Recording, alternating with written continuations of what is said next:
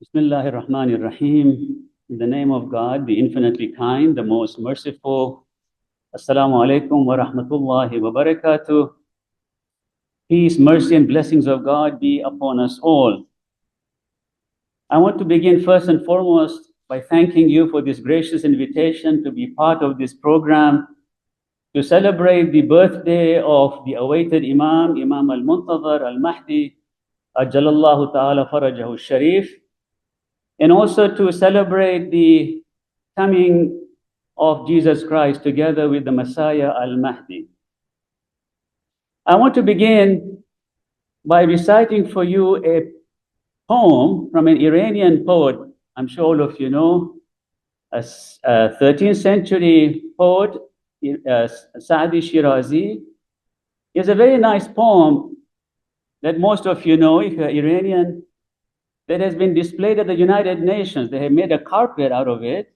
And within the carpet, they have also inscribed the poem of Saadi Shirazi on the bond of common humanity, that we are all part and parcel of the same entity. You know, this sense of divisiveness and discrimination and different ethnicities, these are something that we have created. But by and large, we should have a common bond of humanity. And I recite this in Persian, and then I will translate for you into English. Bani Adam a'zai yek peykaran, ke dar afarinesh ze yek goharan. Cho uzvi be dard avared ruzegar, digar uzha ra namanad karar. To kaz mehnat digaran bi ghami, نشاید که نامت نهند آدمی. He says human beings are members of a whole, one body, in creation of one essence and soul. If one member is afflicted with pain, other members uneasy will remain. If you have no sympathy for human pain, the name of a human you cannot retain. To be able to claim that we are a part of the human race, we need to feel the pain and the suffering that is so plentiful in our times. If you look around the world, whether it is in the Middle East, in Ukraine, in Sudan, in Yemen, in so many parts of the world, there is enormous amount of suffering, especially in Gaza. And I think as religious people, we cannot be indifferent to human pain, human suffering. We can't be apathetic. We can't say, it doesn't concern me, it's in another part of the world. No. As human beings, as moral human beings, we need to at least acknowledge the acute amount of pain that is going on around the world. We feel the pain of those Israeli civilians who were killed on October the 7th, innocents. We feel the pain of those who were kidnapped, innocents. We also feel the pain of thousands of Palestinians who have been killed day in, day out, indiscriminately. More than 50,000 have been killed. Many are buried under the rubble. They have not even had a chance to have a proper burial.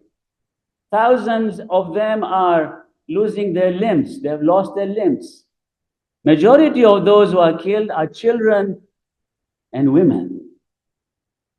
And now there is this obnoxious, abhorrent talk about depopulation, displacing the innocent Palestinians and engaging in ethnic cleansing to remove them.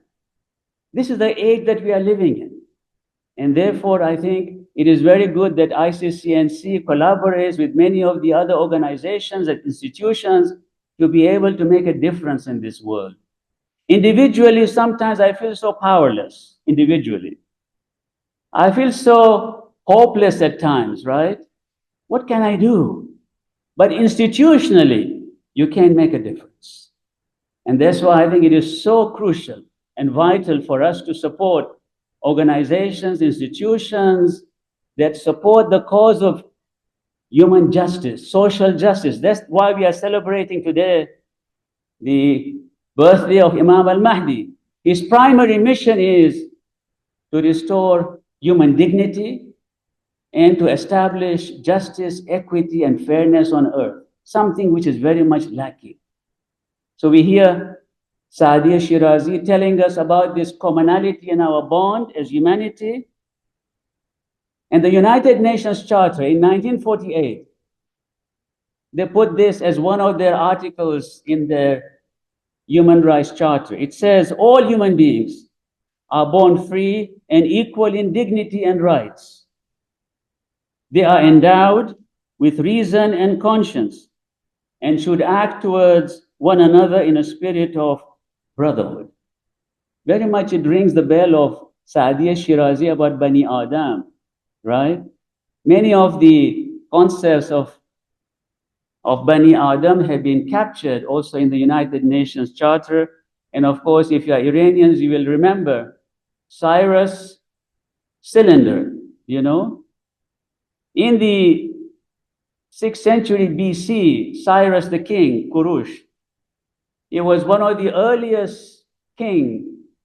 So some kings are very good as well, alhamdulillah, you know, and majority are very cruel and tyrannical. But this king was a very noble king, and he established a concept of human rights. You know, when the founders of this US Constitution, Thomas Jefferson, they read part of his work, right? When he conquered Babylon, he established this freedom of worship, that all of us deserve the freedom to engage in the worship that we like, the way we like, and we have that freedom as dignified human being. So all these are part and parcel, I'm saying, of the mission of al-Mahdi. You know, his primary mission, as I said, is, and we are supposed to help in this particular mission, not to be bystanders. You know, they say Imam al-Muntazar, the awaited Imam, but there is a purpose in waiting for him. It is not as a passive, just to be passive audience and passive recipient, but rather to be an active anticipator, somebody who is anticipating the arrival of the one who will establish justice and peace along with Jesus Christ. Salawat.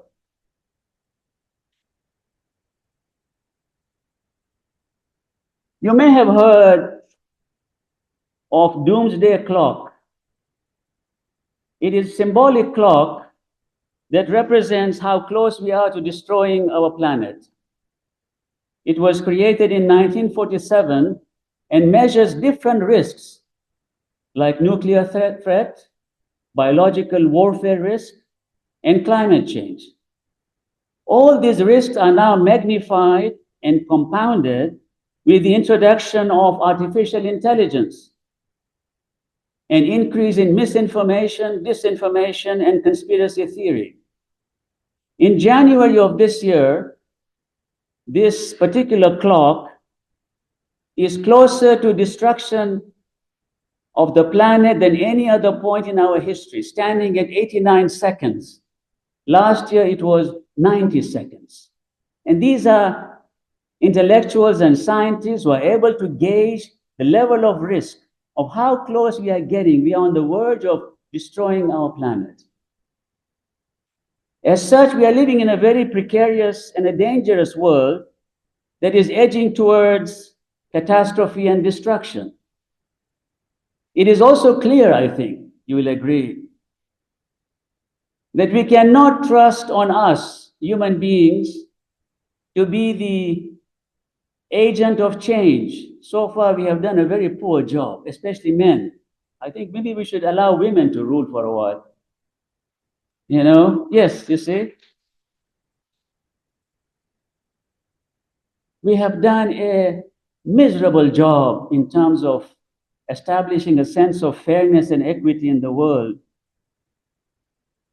The Quran points out that humans are bidimensional. They can rise to the heights of above the angels.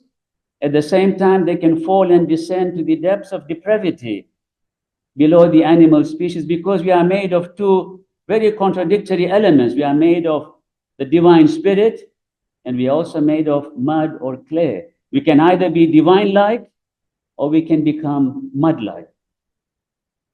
When one looks around the world and observes all the global conflicts and wars, Middle East, Ukraine, Sudan, Rwanda, etc., the extent of dehumanization, robbing people of their dignity, robbing people of their humanity, demonization, and othering of each other has occurred in the past few years is absolutely horrific and unimaginable.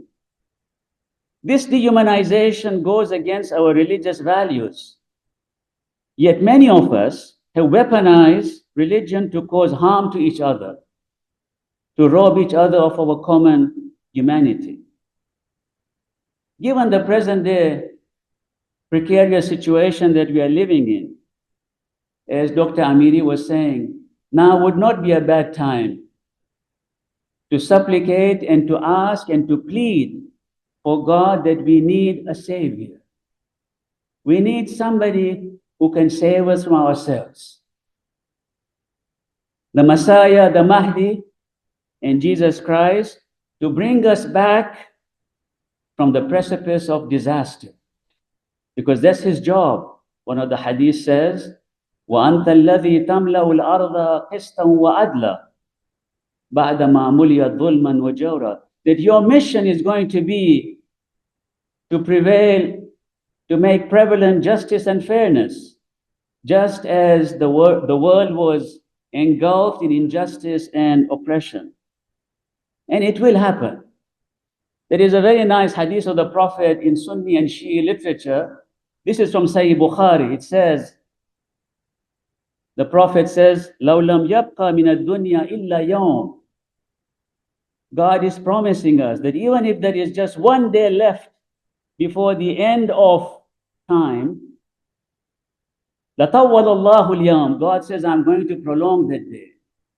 I'm going to elongate that day to such an extent حَتَّى يَبْعَثُ فِيهِ رَجُلًا مِنْ أَهْلِ بَيْتِي.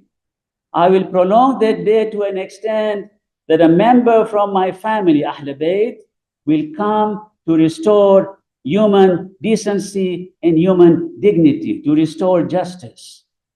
There's so much injustice, right? The disparity between the very rich, who are grotesquely rich, and then those who cannot even afford a meal. Also in the United States, the work that is being done, as was mentioned, by your center here, I celebrate the work that they do in terms of food security. I think that's a wonderful project.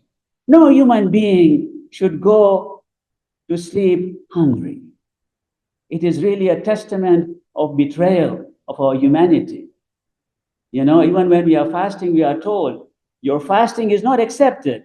If there is a poor person in your neighborhood and you have not been able to provide him with the meal, your fasting is not acceptable to God. To reach God is through human beings, to those who are underprivileged, to those who are the oppressed, to those who don't have a voice. It is going through those people who are weak that we can see the light of Allah subhanahu wa ta'ala. And the work that they do, I know many of you are here, all these volunteers, the wonderful work that you do in different capacity.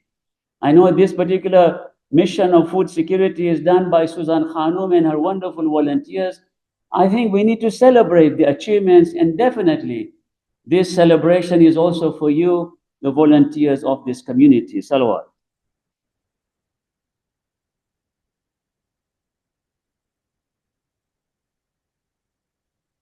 This concept of universal human dignity that the Imam Mahdi is going to restore for us is present in all major religions. For example, in the Bible, it says that human beings are created in the image of God. In Judaism, in the Torah, it says, let us make man in our image. B'Tselem Elohim in Hebrew. It signifies that humans are created with inherent dignity and the capacity for moral action to do good. That's why the Bible and the Quran continuously reminds us Human life and human blood is sacred. You cannot shed human blood. Every human life, whether it is an Israeli life, whether it is a Palestinian life, whether it is an American life, as far as God is concerned, they have equal sanctity. They have equal weight. And therefore, we need to restore that sense of human dignity for all.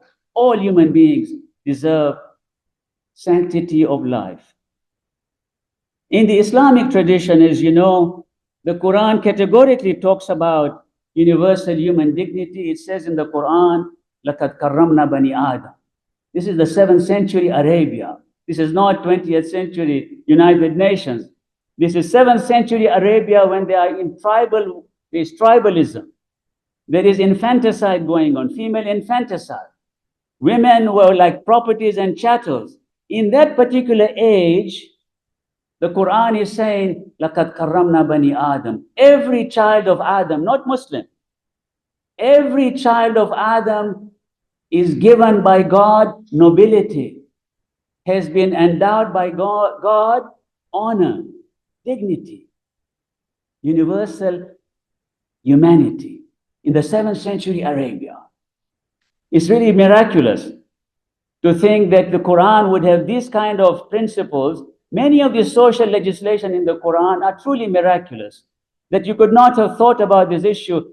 The other issues the Quran talks about in terms of social legislation is about gender equity, the equality of men and women.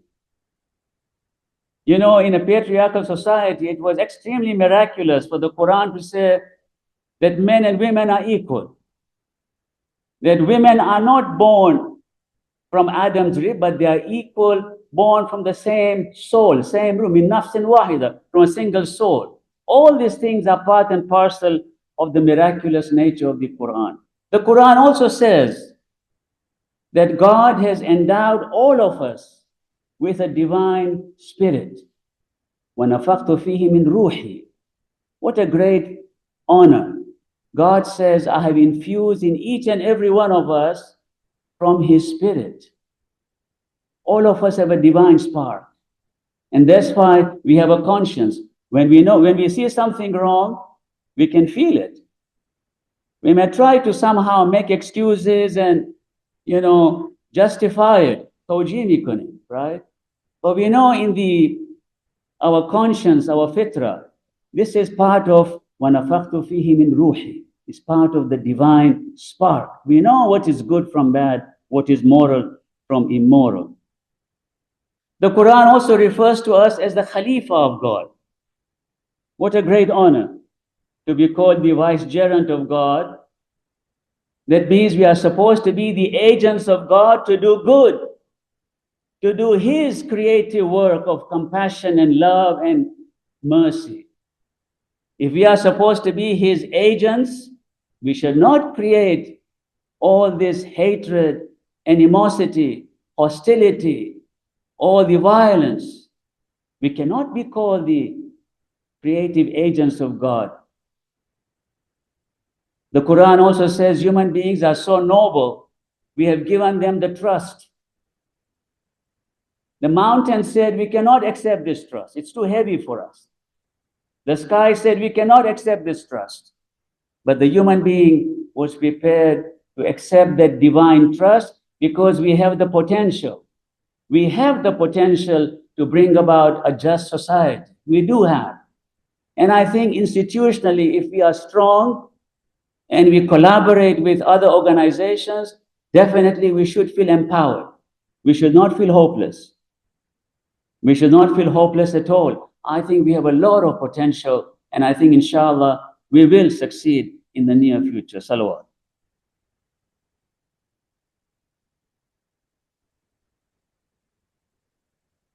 So belief in the Mahdi and the belief in the return of Jesus Christ is truly an invitation for personal reform, personal transformation, social transformation. When we pray and we say, وَعَجِّلْ فَرَجَهُمْ, may God expedite and hasten the return of al-Mahdi, what I am saying is I am prepared to invite you. That means I have the necessary preconditions to be able to partner with you. That means I also believe in the same mission that he believes in. I believe in the same mission as Jesus Christ believes in. That's when I can say, Ajil farajahum, that I'm now prepared to invite you. It's an invitation of readiness that I have transformed myself.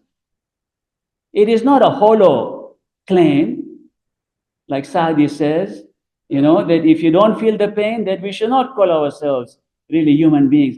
When I say the wa'ajil farajahum, and I say, God, I would like the Imam to reappear, it's really a commitment. It is a promise that I am making, that I am prepared to join you in your mission to establish justice, equity, and fairness on earth where there is no poverty, right? There is no injustice. And that only makes sense, otherwise it will be a hollow claim. We make many claims nowadays, but they're all empty, right? Have you seen? Many a time you say many things, but it is not a true claim. A true claim means you believe in the same mission, in the same purpose, in the same goal as al-Mahdi and Jesus Christ. Salawat.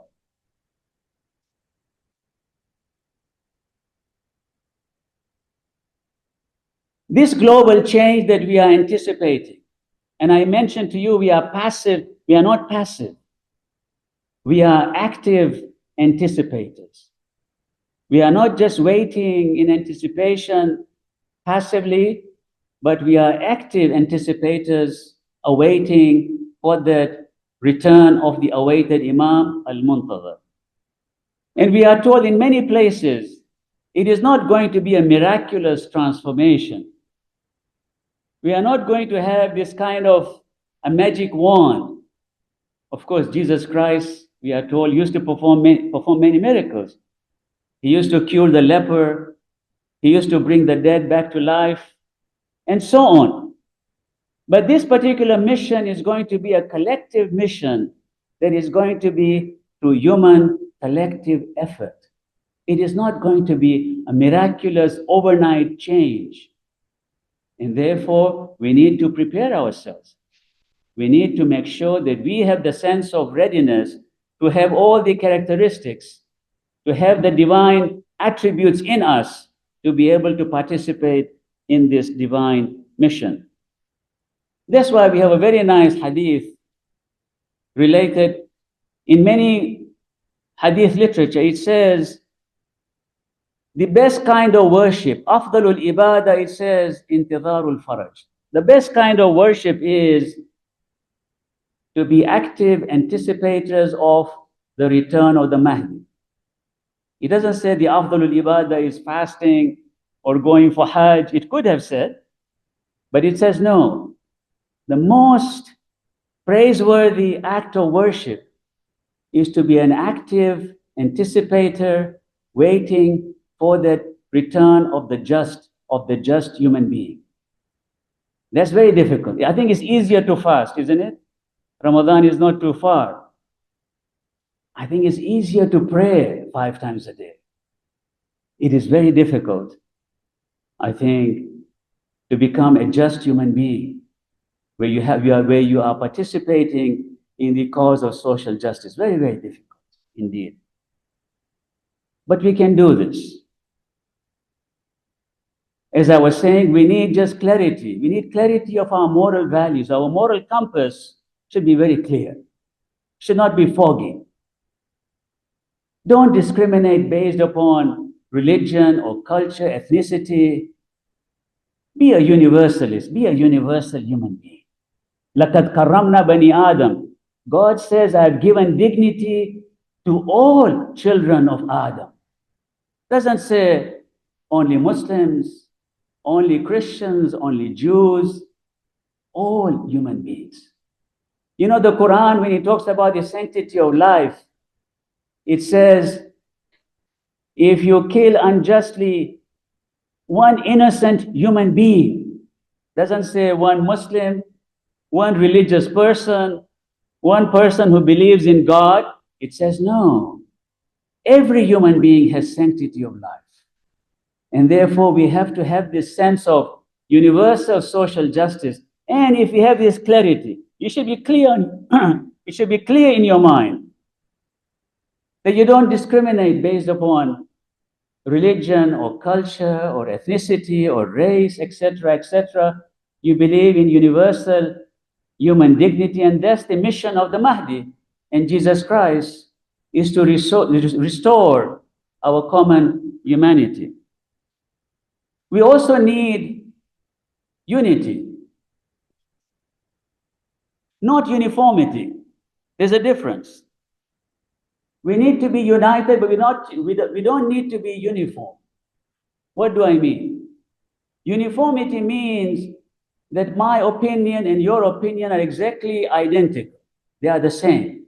There is no difference of opinion between me and you. We are completely in uniform. Uniformity means there is no room for disagreement. There is no room for dissent. There is no room for diversity of opinion, because we are seeking uniformity.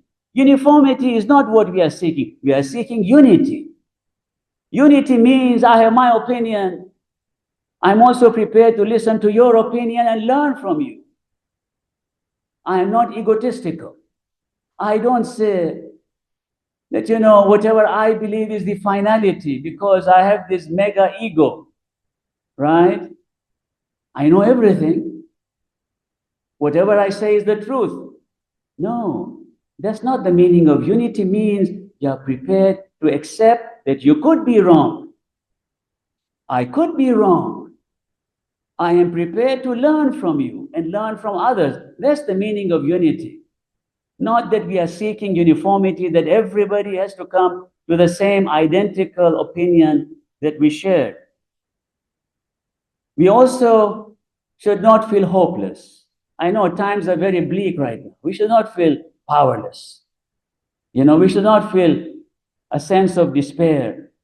The Quran says, never feel hopeless. La taqnatu min rahmatillah. Never feel powerless. No.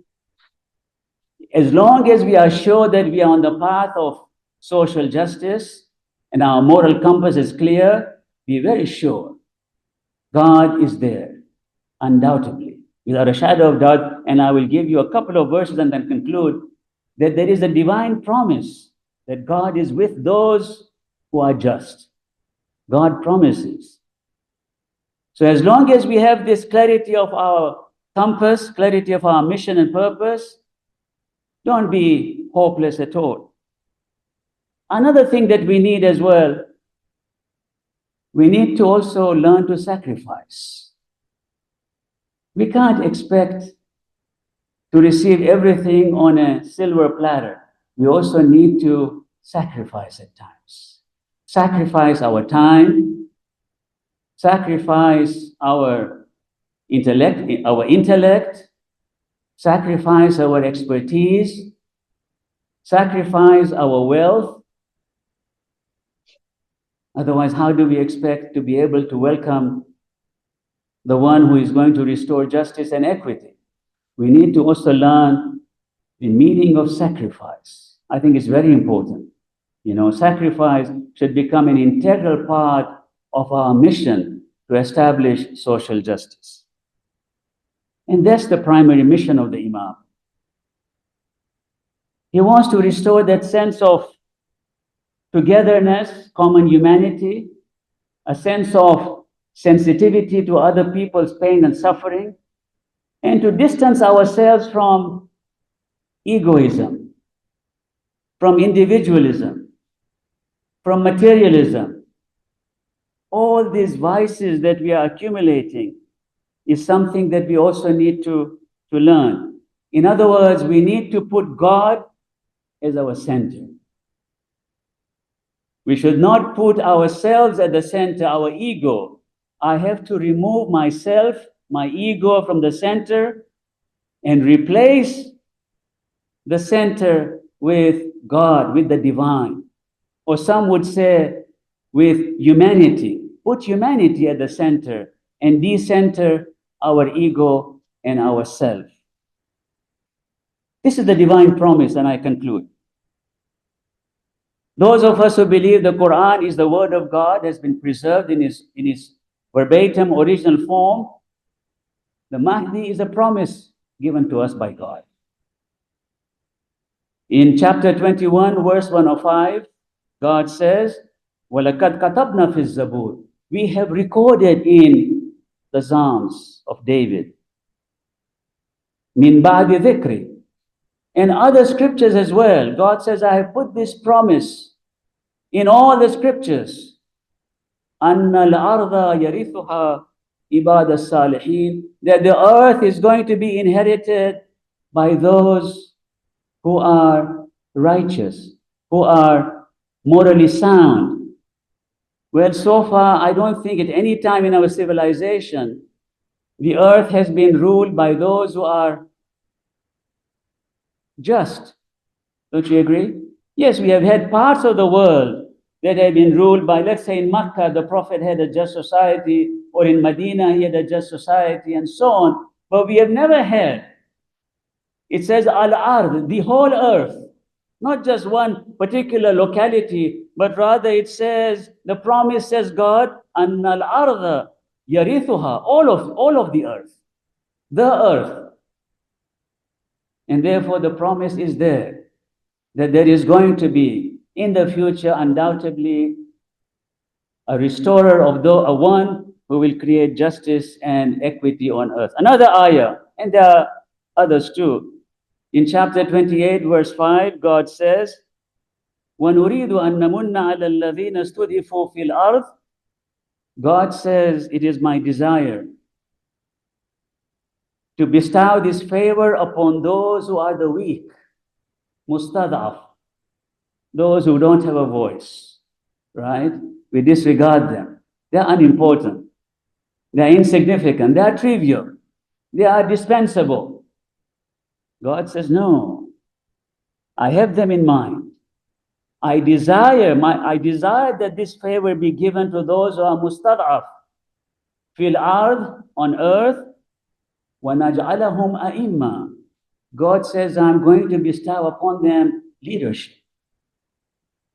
Wa naj'alahum al-warithin, and I'm going to also give them the benefit of becoming the inheritors of the earth. So if you believe in the Quran, this promise is still unfulfilled. I don't know of any time where the whole earth has been, even during the peak of the Islamic Empire. The Islamic Empire also had a lot of injustice as well, a lot of injustice. But we have never had any time in our history where the entire earth is governed by a just society. And what Allah subhanahu wa ta'ala says in one of the Quranic verse, Inna Allah la yakhliful mi'ad. God emphasizes, Inna is for emphasis. God says, be sure, I'm giving you a guarantee that I never break my promise. Inna Allah la yakhliful mi'ad. I never break my promise, and therefore we are absolutely sure that even though the times of today are very bleak and very melancholic, the future is going to be a future that belongs to an era of peace and justice and tranquility. Thank you so very much for your patience. Salawat.